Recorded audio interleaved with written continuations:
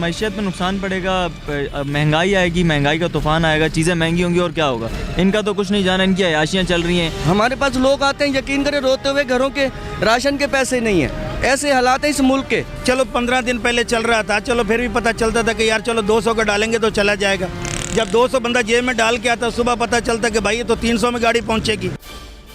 Welcome back नाज़रीन। तो बात करेंगे पेट्रोलियम की नई कीमतों का निज़ाम अवाम पर भारी पड़ गया है। सिर्फ 6 दिन में डीजल 52 रुपये और पेट्रोल 11 रुपये से भी ज़्यादा महंगा हो चुका है।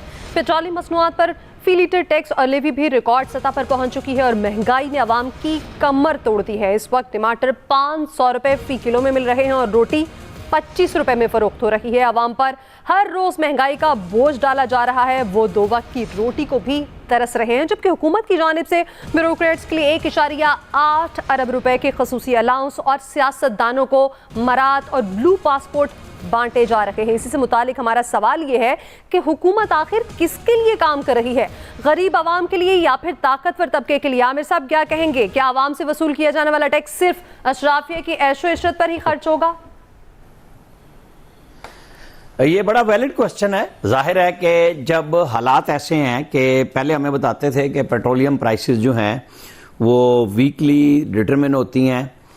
जब पहले दिन हुआ था तो हमने कहा था कि या तो मुसाबकत बड़ी खुली होनी चाहिए और लोग खुद मंगवाएं और फिर दें, ताकि कोई महंगा बेचता है, सस्ता बेचता है तो हर कंपनी अपनी मंगवाए। जब आप ओगरा के जरिए रेट दे रहे हैं, फिर फंसा भी लिया है और अब रोजाना की बुनियाद पे बिल्कुल ठीक बात है कि जब 24 घंटे में एक बस चलती है रात को 12 बजे पेट्रोल डलवा के, और वो आने जाने में उनके तो किराए फिक्स हैं, हर जगह पे लड़ाइयाँ झगड़े ही होने हैं। गवर्नमेंट को इस मैकेनिज्म में चेंज तो लाना पड़ेगा कि या तो ये होती ना कि एक अच्छी बात, जब सस्ता हो रहा था तो हमें सस्ता वीकली दिया जा रहा था कि जी इकट्ठा देंगे आपको।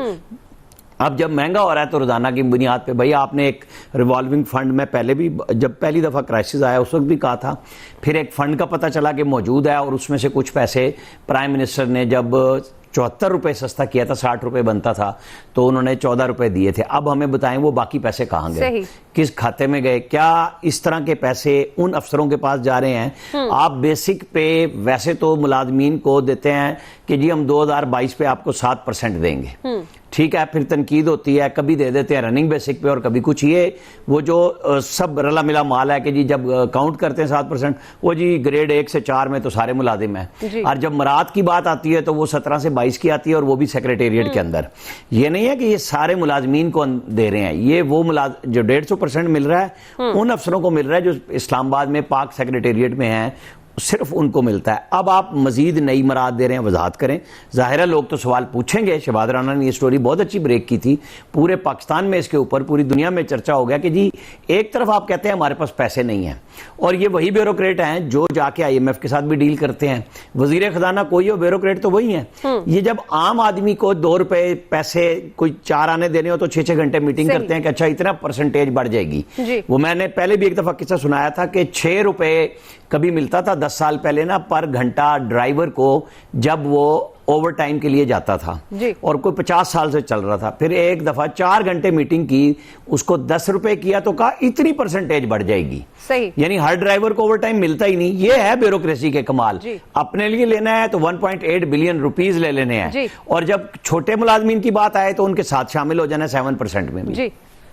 बिल्कुल ऐसी है। शकील साहब, ये क्या नाइंसाफी नहीं है कि महंगाई की चक्की में आवाम पिस रही है और अशराफिया पर मराद की बरसात हो रही है? आखिर क्यों? हुकूमत तो ये मंशूर लेकर आई थी कि आम आवाम का सोचा जाएगा, यहाँ तो आम आवाम का कोई सोचता नजर नहीं आ रहा।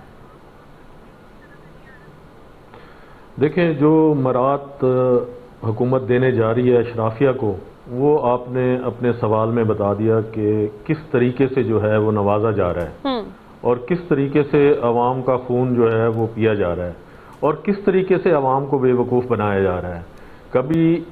कभी ये जो आबनाए हुरमस के नाम पर, कभी ये जो ऑपरेशन चल रहा है बलूचिस्तान में उसके नाम पर, कभी बलूचिस्तान से इजहार यकजहती के नाम पर, तो अवाम को जो है वो नचोड़ा जा रहा है और नचोड़ के अवाम का सत्यानाश कर दिया है।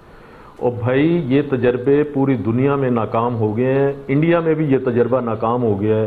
रोज़ाना की बुनियाद पर वहाँ पर भी ये तजर्बा किया गया था कि ऑयल प्राइसेस चेंज की जाएं 1997 में, लेकिन वहाँ पर भी ये तजर्बा फेल हो गया। आप किस तरीके से जो है मुझे ये बताएं, समझाएं कि एक चीज़ आज रात को वो 2 रुपए की है, कल वो 3 रुपए की होगी, सुबह 1 रुपए की होगी, तो किस तरीके से जो है जो सरमाया जो लोग हैं अपना बजट बनाएंगे, किस तरीके से ट्रांसपोर्ट चलेगी, किस तरीके से आपकी मईशत का पहिया चलेगा, किस तरीके से जो है ज़राअत चलेगी। मतलब डीजल आप बढ़ाई जा रहे हैं, ज़राअत का सेक्टर पहले तबाह हाल है, बुरा हाल है, किसान मर गया है, उसके पास पैसे नहीं है, इनपुट्स इतने बढ़ा दिए हैं आपने कि रह रब का नाम। डीएपी जो है 18,000 रुपए की बोरी नहीं मिल रही, तो किसान किधर जाएगा, किस तरीके से जो है सरवाइव करेगा। आपके पास एक ही रास्ता है, वो है एग्रीकल्चर। अगर आपने एग्रीकल्चर को ना बचाया तो आपके मुल्क के अंदर ऐसी तबाही आनी है, आपके लोग जो है वो रोटी को तरसेंगे। तो यहाँ पर जिस तरीके से मराद दी जा रही है, मराद याफ्ता तबके को, उनकी मराद बढ़ाई जा रही है, तो फिर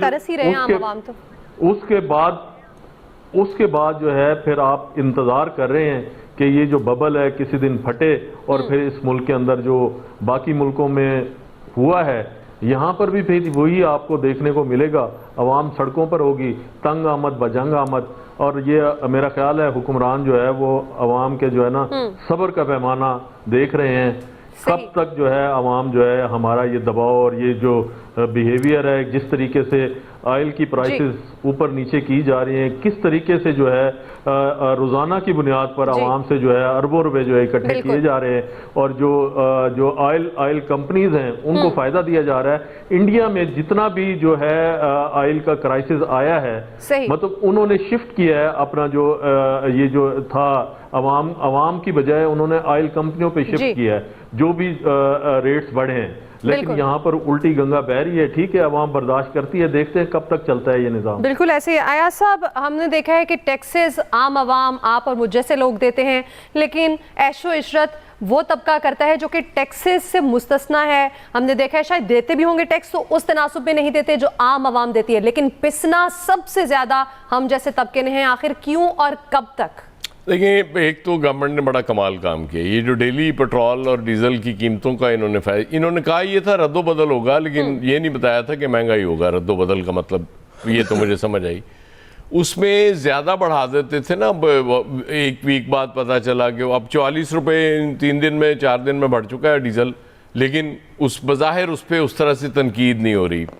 अब होता ये था कि एक हफ्ते बाद गालियां और बददुआएं मिलती थी हुकूमत को और तनकीद बहुत ज़्यादा हो जाती थी।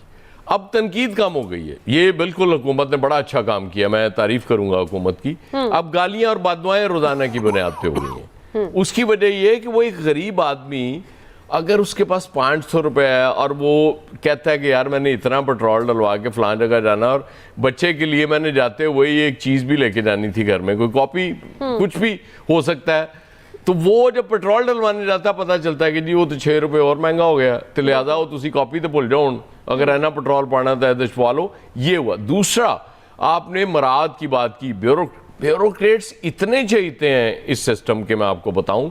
मैंने अभी रिसेंटली एक वाकया छोटा सा बयान कर देता हूं कि एक एसी साहब लग्जरी एसयूवी में बैठे हुए पिछली सीट पे, सफेद अल्लाह के फजल से कल्फ वाला सूट पहना हुआ उन्होंने, और एक फल की दुकान पे वो खड़े थे और उनसे कह रहे थे कि यार इसका फल उठाओ और गाड़ी में डालो। वो कहता है सर मैं ये 2 ही मेरे बाहर पड़े हुए, बाकी तो दुकान के अंदर है सारा कुछ, मैं अंदर रख लेता। और तेनू समझ नहीं आ रही, ऐप बंद करो, सील कर दो, यदि ऐसी दी तैसी। एसी के लिए महंगी तरीन लग्जरी कार, उसके पास तो 660 सीसी गाड़ी होनी चाहिए यार, उसको अपनी औकात का तो पता चले।